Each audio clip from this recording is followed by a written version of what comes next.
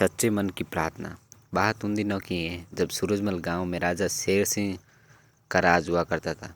उसकी प्रजा अपने राजा से बहुत ही खुश थी। उसकी उसी गांव में एक बहुत ही प्रसिद्ध संत स्वामी टोडरमल हुआ करते थे। लोग उन्हें बहुत ही बड़ा संत मानते थे, लेकिन वो अपनी आजीविका भिक्षा मांग कर ही चलाया करते थे और भगवान की भक्ति में लीन रहते थे। एक दिन वो भिक्षा मांगते हुए एक घर पहुँचे। वहाँ उन्होंने जैसे ही आवाज़ लगाई भिक्षाम देई कि उस घर में से रहने वाली स्त्री का पारा चढ़ गया, क्योंकि वो अपने घर में के आंगन को लीप रही थी। आवाज़ सुनते ही वे पोतना लेकर बाहर आई और स्वामी जी पर फेंक कर बोली, ले इसे ले जा। स्वामी जी उस इस पर जरा भी दुखी नहीं हुए। पोतना लेकर वे नदी पर गए। वे जाकर अपना बंधन धोया और पोतना साफ किया।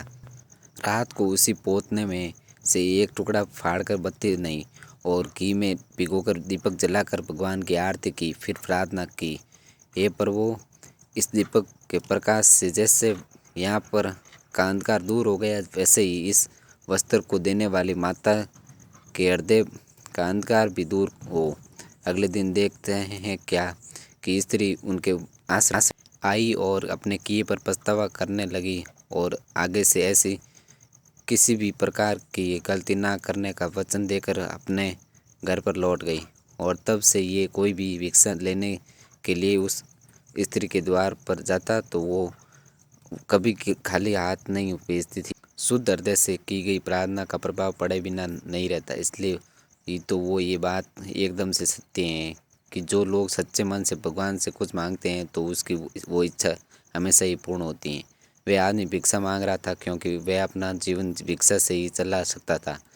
उसे ये लगता था जो भी मन से भिक्षा देता है उसकी भिक्षा लगती है, क्योंकि वह आदमी भी उसी की भिक्षा लेता है जो कि अपने मन से भिक्षा देना चाहता है। ये बात उस दिन की है जब वह आदमी भिक्षा मांगने जाता है। वह एक घर के पास रुकता है, उसके बाद भिक्षा मांगता है।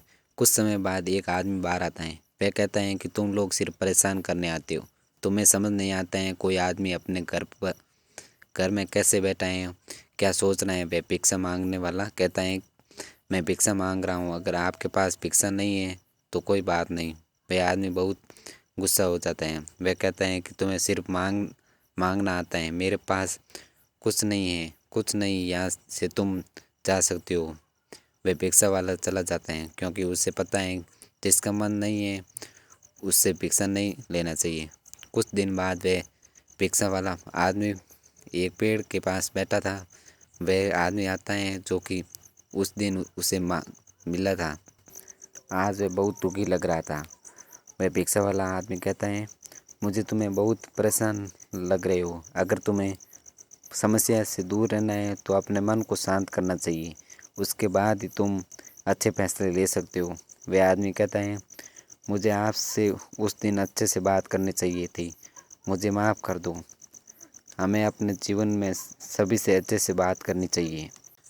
अगर आपको सच्चे मन की प्रार्थना कहानी अच्छी लगी है तो ऐसी और मज़ेदार वीडियो देखने के लिए मेरे चैनल को सब्सक्राइब कर लें।